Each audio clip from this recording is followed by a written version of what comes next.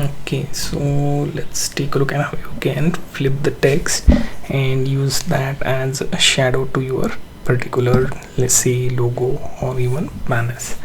So in this case, let me create one of the social media posts and let's add some headline, right? So if we go to text and headline, let's see, right?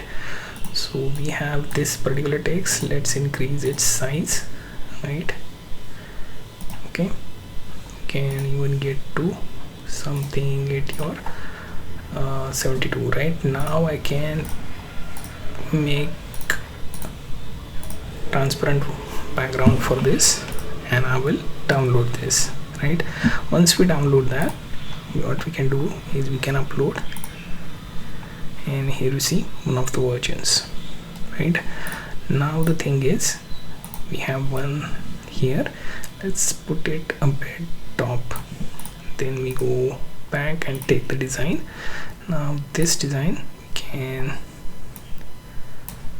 make it as close to shadow for this, right? Okay, now I can flip this by clicking on flip vertical. Now this looks like a shadow, so we can slightly mix it up like this, so this G gets mixed and this looks like shadow now, right? Now I want to make sure to adjust the transparency, right? So more we go towards 50, it will look like shadow, right? So here we go towards 50 and here, now you see we have like 45% of transparency to this. Now the logo looks like some sort of a shadow version of the another, right?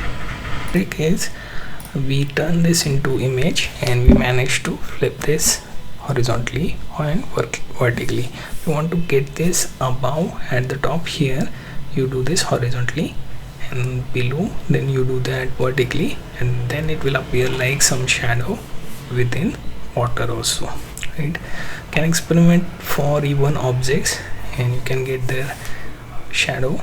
You will have to work with transparency here and flip option here, right? So basically we just experiment in context of this text, right? Make sure to also get it in transparent form so that it will appear properly.